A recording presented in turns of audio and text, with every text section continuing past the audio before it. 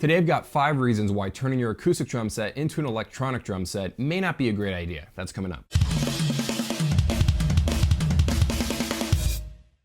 What's up guys, Justin Greenwald here, welcome to 65 Drums. This is the place to keep on top of all things Edrum related, so consider subscribing if you haven't yet. Today I'm talking about why turning your acoustic drum set into an electronic drum set may not be the right move for everybody. Now listen, I love the fact that I switched over to this Sonor drum set behind me. I went from a TD30K, which has relatively small pads, large as far as electronic drums go, but I switched from that to a Sonor Force 2001 with mesh drum heads on it and rolling cymbals with a TD30 drum module. I absolutely love this new setup. Just the fact that you're getting real shell sizes is a game changer for me, and it's one of the reasons why I like the setup so much. It's a lot of fun to play, and I'm still getting those great sounds out of the Roland TD30, and it's a lot quieter than an acoustic drum set. If you're serious about playing electronic drums for a long period of time, I definitely recommend getting a cheap acoustic drum set and converting it into an electronic drum set. But it's not the right move for everyone. Today I'm playing devil's advocate. I'm giving you 5 reasons why maybe it might not be the right move for you. Reason number 1, a conversion drum set like the one behind me is louder than a traditional electronic drum set. The reason for this is simple. The smaller the pad size, the quieter it will be. And acoustic drums are huge, and they're actually designed to be loud. If you really think about it, all acoustic drums are designed to project, and that's what they do, even if you put mesh drum heads on it. So in general, any conversion drum set will be louder than the standard electronic drum set you probably switched from. One of the biggest culprits in this whole thing is your kick drum pad.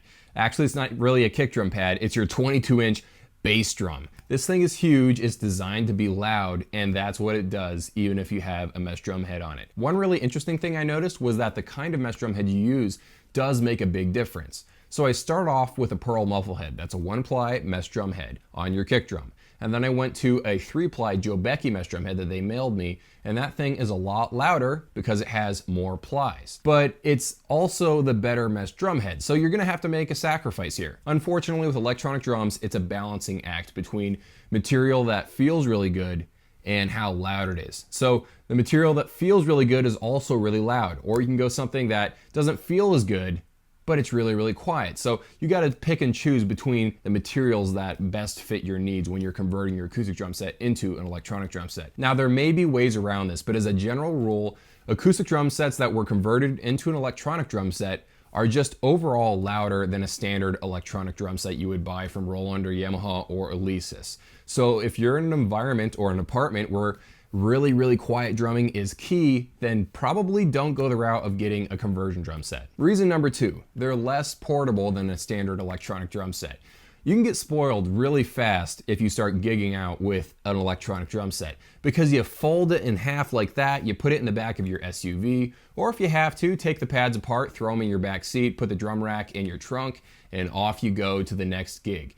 It's a lot more portable than an acoustic drum set.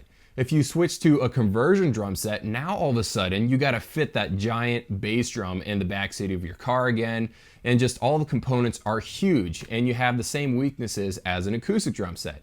For me, I'm willing to make that sacrifice because I love the real sizes, but it's not for everybody. If you're going for that really portable thing, stay away from a conversion drum set. Reason number 3, if you're using drum triggers with mesh drum heads, chances are they might end up moving around while you're playing. So if we take a look at a standard electronic drum pad like this PDX 100, nothing inside here is moving around. Everything is designed and it just stays in place just like that. Everything's incredibly compact and durable with a setup like that. Now compare that to an acoustic floor tom that you converted into an E floor tom.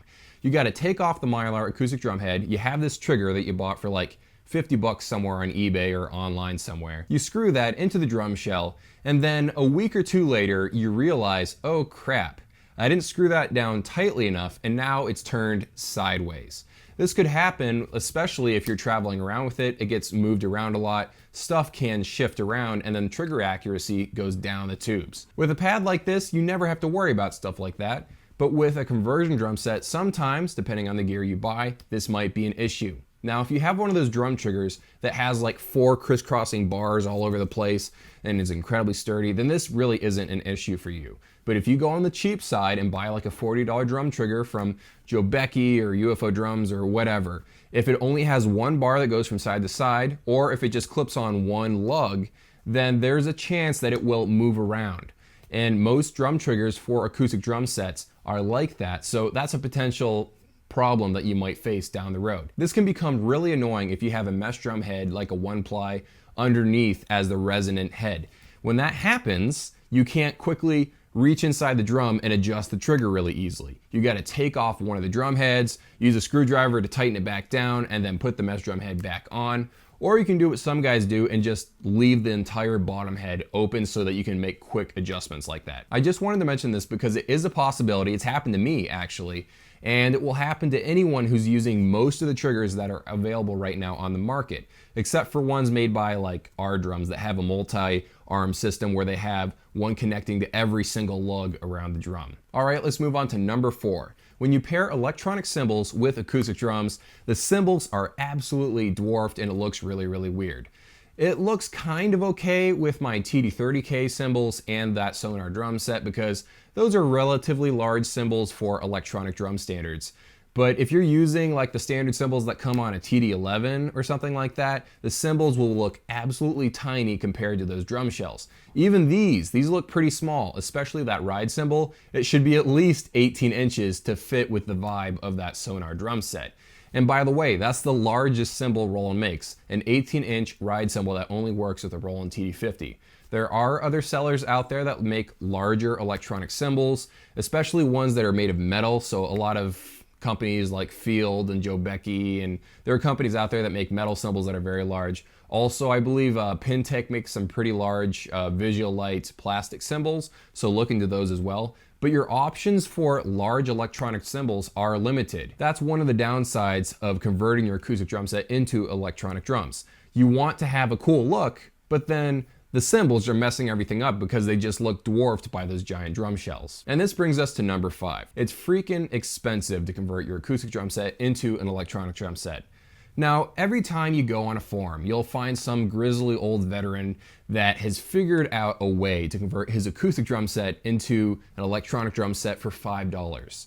But for the majority of us, if you want to get a quality setup that has decent components, good cymbals, good triggers, good drum heads, a good drum module, a decent setup like that is going to cost you like $1,500 and more. And for a really good setup, it's going to cost you somewhere around $3,000 to $5,000. And then the best of the best setups will cost you even more than that. This setup behind me, I calculated it, it's going to run you around maybe $3,000 or more to duplicate that thing, just because I have a Roland TD30 drum module. I got those Roland TD30K cymbals. I've got drum triggers that aren't very expensive. Joe Becky actually gave them to me, so I didn't buy them. Really, when you break it down, it's the cymbals and the drum module that absolutely kill you. You can't get away from those. They're always expensive. You can find a way to get cheap drum triggers that will work with your drums. What really kills you in the price department are those cymbals, because no matter how you look at it, good cymbals cost a lot of money. And then drum modules, because no matter how you look at it, a good drum module will cost you a lot of money. For a drum module I can be really proud of and sounds I can really say, yes, love that, it's got good dynamics, all that great stuff. Those kind of drum modules start at $1,000 with a TD25. The drum module I went with on my travel drum set is the Cat Percussion KT4. Now I know what you're saying, Justin, that thing sounds just as good as a Roland TD25. And you might be right. Some of the kits, if you go head to head against the TD25 kits and the Cat Percussion KT4 kits, they're kind of equal, and maybe the Cat Percussion KT4 actually comes ahead in certain instances. But the dynamic range isn't there. This is what some people just don't understand. When you listen to sounds like demos on YouTube, anything can look awesome. But when you actually sit down and play it, you realize the dynamic range of a TD25 is way, way better than anything Cat Percussion has right now. So that's unfortunate, but you can get decent sounds at around $500.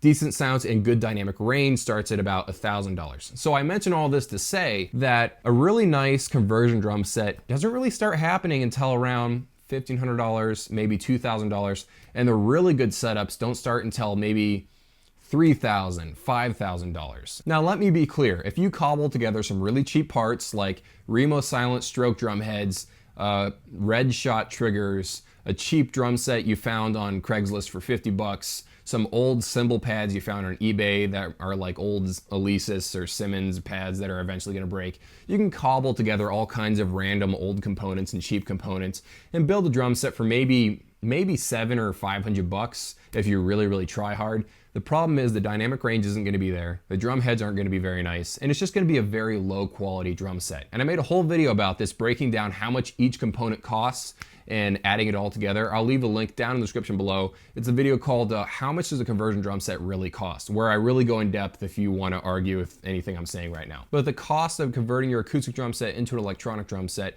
is just the final nail in the coffin for some buyers, because they just want a drum set that is good for practice. Maybe they use it at a coffee shop here and then when their band plays out, but they just want a good all-in-one drum set that doesn't break the bank. So a conversion drum set most of the time really won't fit the bill in that particular case. Even though I've played devil's advocate in this video, I really recommend looking into this. Even though it has all these cons against it, it's loud, it's expensive, it's less portable, I cannot tell you how fun it is to play a full-sized electronic drum set. It's really something, and it's something you gotta try out. One last thing I need to mention is that if you don't wanna build a drum set yourself, there are companies out there that do sell all-in-one systems. They will sell you an entire drum set with a roll-in drum module, so you don't have to go find all the components and install it yourself. Some of the companies that do this and come to mind right away are Field, Drumtech, and Jobeki. The way I ordered them is by price. Field is the most expensive,